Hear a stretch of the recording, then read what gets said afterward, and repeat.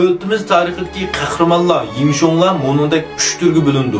Birinchisi alamdor azmatlar, ya'ni gumpsivalar. Masalan, Sangoyayida Yilu Arjao Sandianwei, Siguan Wuma Liu Zhangfei qatorliqlar shunami? Endi bularga ko'pincha bizning yosh o'g'illar bakarak amroq havas qildi. Shu ishbachalik haqida qissa suv buyda oldimi? Shularni eng muhim personaj deb bildi. Ikkinchi xildagi qahramonlar bo'lsa, qalamdor qahramonlar, ya'ni mushavirlar, vazirlar, aqlchi danışmanlar. Shunami? Masalan, Zhuge Qadi va Zhuge Kunming, Simayi, Bang Dong, Lusu, Molotopqa o'yin qatorliqlar. Shundaqku, har bir natija qozongan rahbarning yanida shundaq bir aqlchi danışmani cho'qim bor, ham cho'qim bo'lish kerak.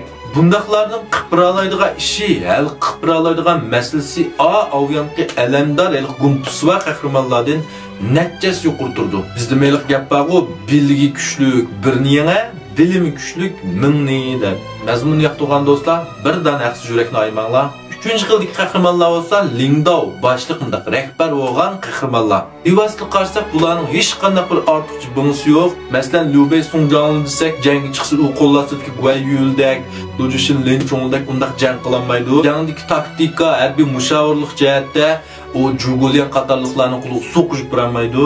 Lekin bularning eng chong alaydi shuki, shu alamdorlarning hammasini bir niyatga akila oladi. Bir tug'ning ostiga yig'ib ittifoqlashib olaydi. Mushlarning kuchidan nihoyat yaxshi foydalana oladi. Qissa haqida bayon so'zlagan vaqtda nurg'ullar deb ketdi. Bu yerda Zhugulian bo'lmasa, Guaiyu bo'lmasa, Liu Bei degan hech nima emas. Abayotgan tirnoqqa arzimaydi, andaq döt mandaq qiladi. Undaqda sizlar nihoyat maqtagan Maş Bəkdana Zhugulian nimishqa o'zi pasban bulanmadi. Nim uchun o'zi bir bosh bo'lib bir ishni vujudga chiqaranmadi. Sizlar cho'ngilib ketgan bu yerda Guaiyumi nimishqa o'zi pasban bulanmadi. Bir Jingjoni shundaq zo'r qo'shin bilan basmi nimishqa o'nglab Jingjoni saqlayanmadi. Albatta bu yerdagi mushavirlik, harbiy taktika, davlatni boshqarish bu bir ilm. Jang kirib, nayza o'ynatish, o'qiy aytish umi bir ilm. Endi mushlarning hammasini ittifoqlashtirish, mushlarga rahbarlik qilish texmi cho'ng bir ilm. Texmi qaltis bir ilm bu. Bu hamma odamning qo'lidan kelmaydi. Shundaq net 100 ming odamning ichidan birasi shundaq boshlanib chiqadigan gap. Qog'alari shuniga agishib mangdigan gap. Anondan keyin bu mushavirligini, sanğullar o'zining sanğulligini namoyon qila oladi. Endi bu rahbarlik qilish, odam ishiltish degan baktas ish. Hech bo'lmasa bir kichik oshxona, do'kon ishlatib 4-5 odam ishlatib baqqanlar buni biladi.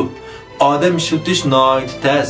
Endi bu yerda Zhuguliandek bundaq dana, Guaiyudek bundaq shirmat palvon, dangliq Wang olib ketgan bundaqlarni ishlatmak, o'zining buyrug'iga bo'ysundirmak, o'ziga sadoqatman qilmoq sizlar shunday asoyishma. Buning uchun bu yerda Liu Bei'dan biz o'rganishga tegishli narsalar nihoyat ko'p.